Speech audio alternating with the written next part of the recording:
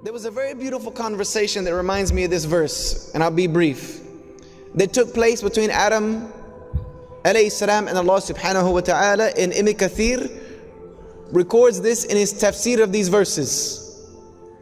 He says that when Adam was being taken away from this garden, he asked Allah a few questions. Number one, he said, "My Lord, did you not create me with your own two hands?" And Allah said, "Yes." He said, "Did you not breathe into me the breath of life and cause me to live?" And Allah says, "Yes." "Did you not, when I sneeze, say, Yarhamukumullah, may Allah have mercy on you?" "Yes, I did say that." Then Adam asked a very wise question to Allah subhanahu wa ta'ala that explains us. He said, "When you created me and you placed me in that garden and you told me not to eat from that tree, didn't you already know I was going to eat from it?"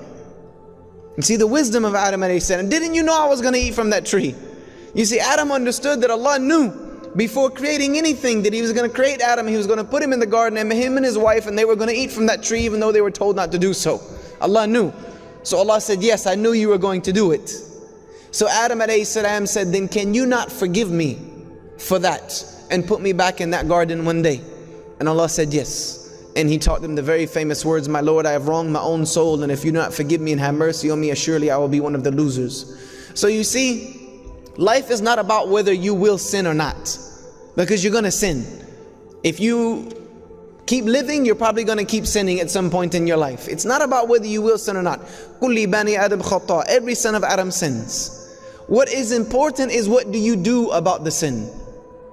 Al-khayrul khata'ina at-tawwabun. He said, but the best of those who sin are those who repent. You see, Allah subhanahu wa ta'ala, when He told the angels, "I know something you don't know," I'm proving a point here. That yes, I'm going to create this Khalifa. Yes, his progeny, many of them are going to turn away from me. Yes, they're all going to commit sin. They're all going to do wrong. But there will be some of them who will turn back to me and ask me to forgive them. And I will forgive them. You see, true power. This is why understanding the attributes of Allah is difficult for the human mind. Because true power is not punishing when you have the capability to do so.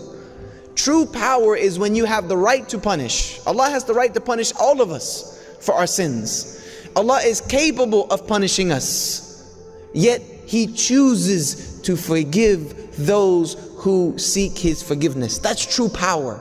When you have all the capabilities, all of the power to punish, and yet you lean towards forgiveness and you're lenient and merciful. This is the Rabb that we serve. This is the Rabb that the Muslims worship. Is a Rabb who is forgiving, who is merciful, that knows that I'm going to sin, that knew that I was going to sin before He created me.